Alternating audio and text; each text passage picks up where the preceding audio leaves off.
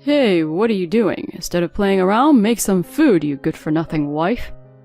Up until now, my husband has been acting like the boss and making me do his bidding during the early stages of my pregnancy. He finally went so far as to hurl insults at me during my remote meeting and even threw a bucket of water at me. I turned around, soaking wet, and there stood my satisfied husband. What's your problem?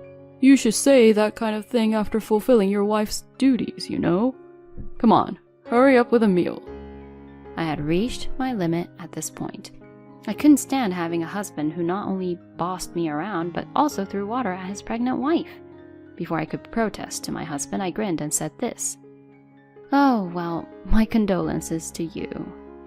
My name is Harper, a 32-year-old working wife. I am an only child, so my immediate family consisted only of my parents, who lovingly raised me by themselves. My extended family also cherished me, especially my maternal uncle, Joseph, who is single and treated me like his own daughter. My uncle held a high position as an executive at a major confectionery company, Candy Creations, and he often gave me the sweets they produced. This is a candy that your uncle helped create when he was young. As he said that with a smile, my respect for my uncle grew.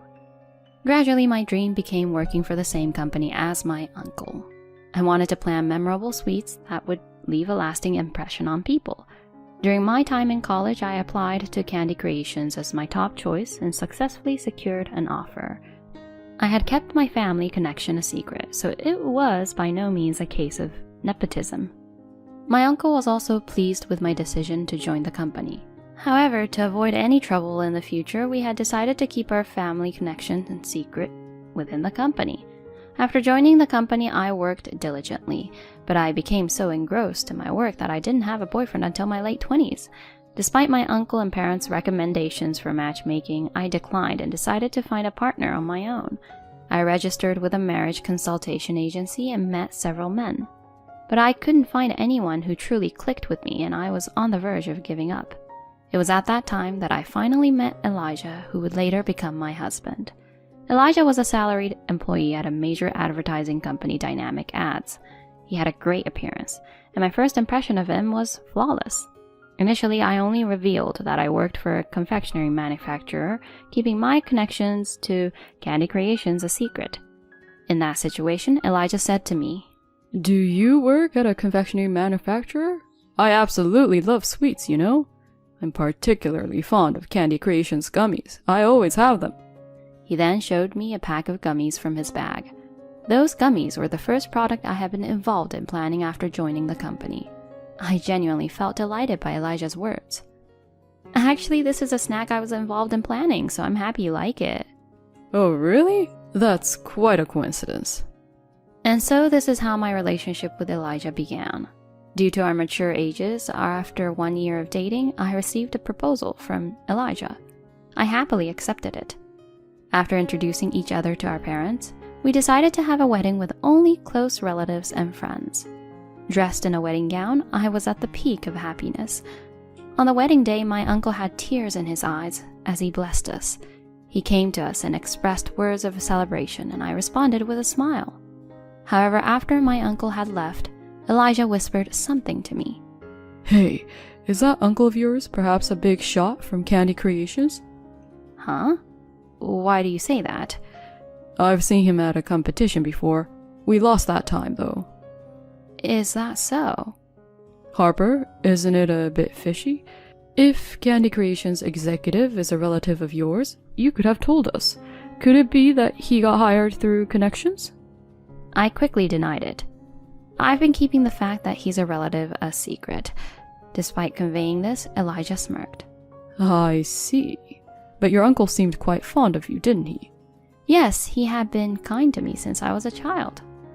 Another participant approached us, so the conversation ended there. However, Elijah was strangely in a good mood afterward.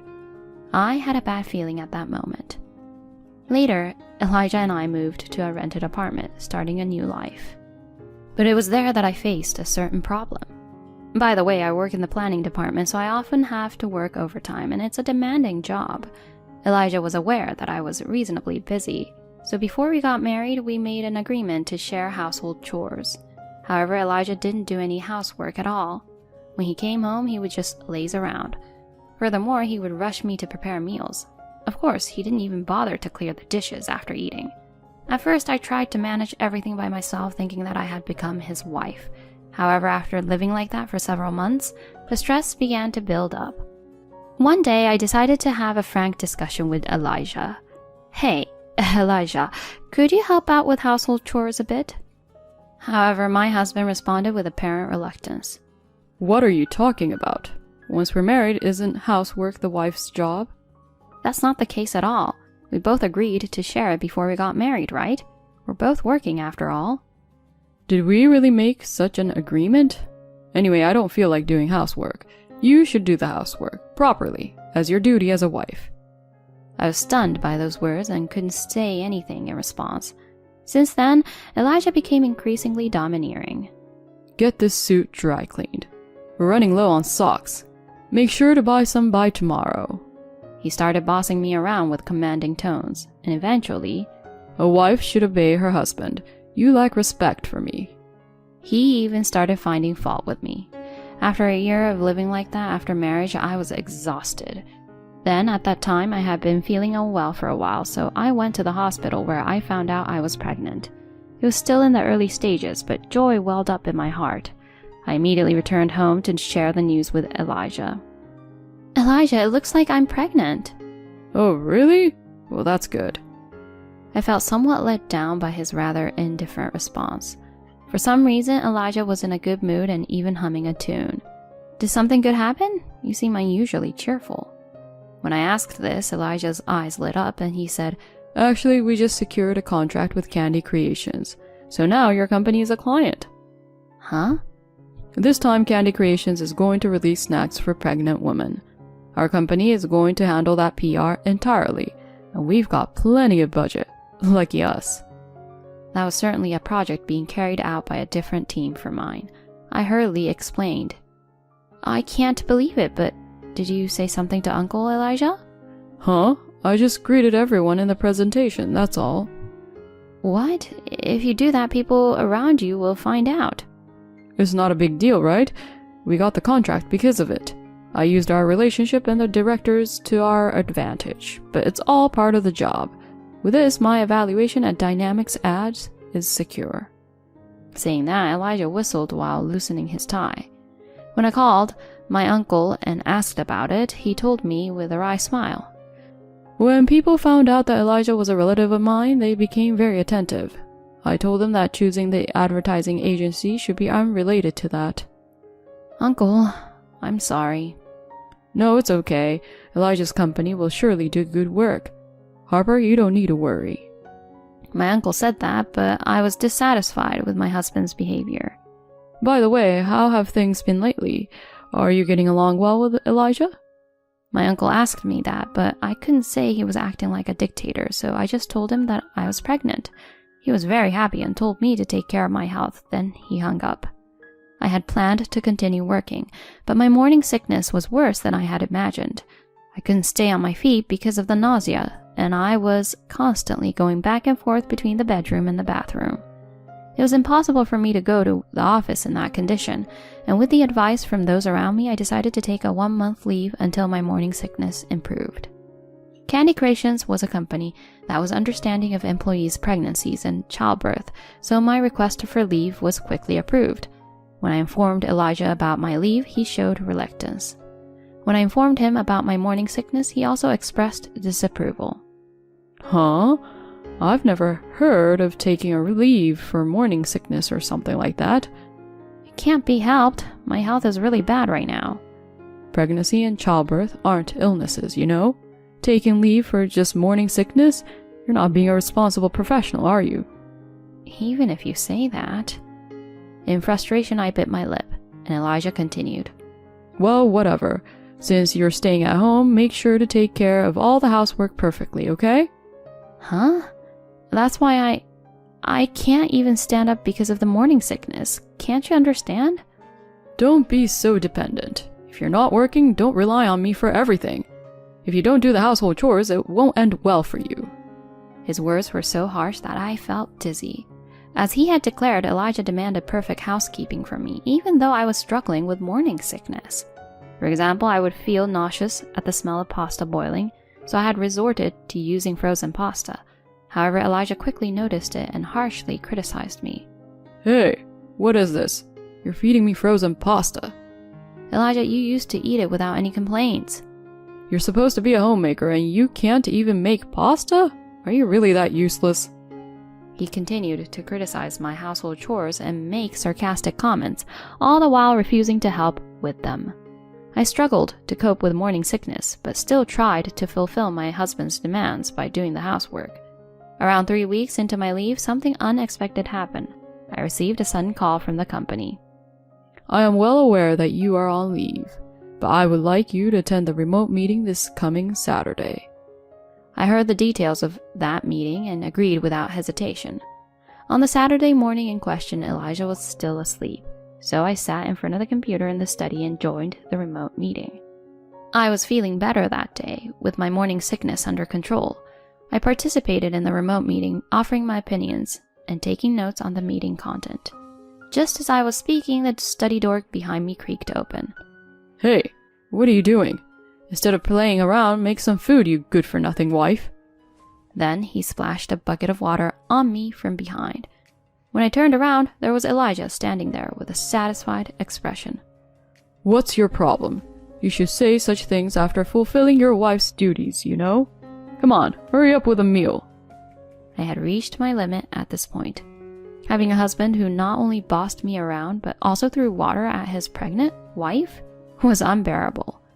Before protesting to Elijah, I grinned and said, "Oh, well, condolences to you." Huh? What the hell are you talking about? Elijah furrowed his brow. I slid my chair and adjusted the computer screen of the remote meeting to make it visible to him. Why? Elijah's face gradually turned pale. On the screen were my husband's company's advertising team, along with the representatives from Candy Creations, including my uncle. There were looks of astonishment, disgust, and anger, especially on my uncle's face. I was in the middle of a remote meeting. Huh? Why are you participating while on leave? Well, you secured this project for advertising targeting pregnant women, right?